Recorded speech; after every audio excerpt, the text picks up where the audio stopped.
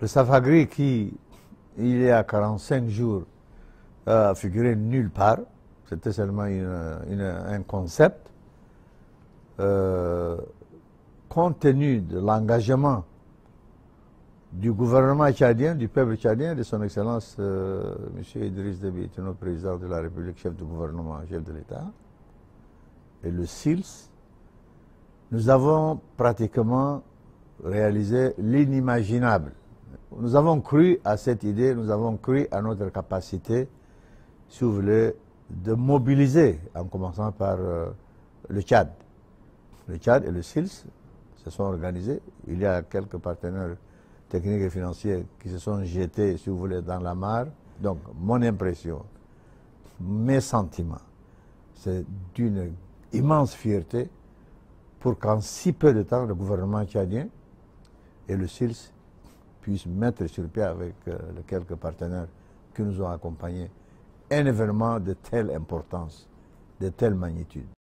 L'objectif même du Safagri, c'est autour des chaînes de valeur, autour de la transformation, autour de la modernisation de notre secteur de production, parce que ce qu'ils ont exposé, les exposants, les transformatrices, les transformateurs venus de par le monde, venus des 23 régions du pays, des pays voisins, ont démontré à suffisance que, même à petite échelle, ce que les gens ont pu transformer a une valeur très significative.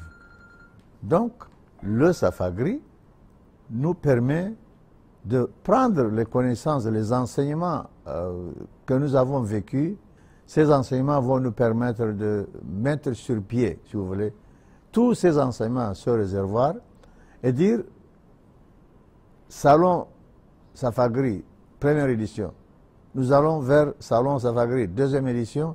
D'ici là, certainement les échos qui parviennent de part et d'autre vont nous permettre de mettre sur pied quelque chose encore de plus conséquent.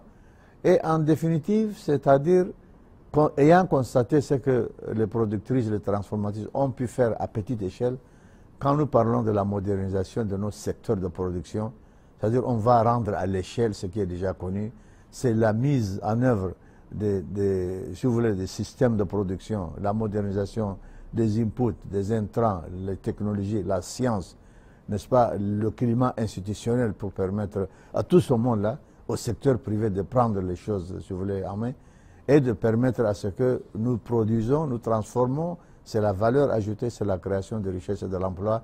Et je suis très enchanté d'entendre qu'effectivement, le président en exercice du SILS dit, voilà, Safagri 1 a eu lieu ici, Safagri 2 aura lieu ici. L'année prochaine, le chef de l'État en a fait sienne. Et maintenant, donc, par rapport à l'Union africaine, c'est un outil intercontinental qui sera ancré à l'Union africaine, qui va faire de cela aussi un outil continental. C'est vraiment une aubaine, une merveille. Et tout ce qui va se jouer maintenant va se jouer dans le cadre de Safagri.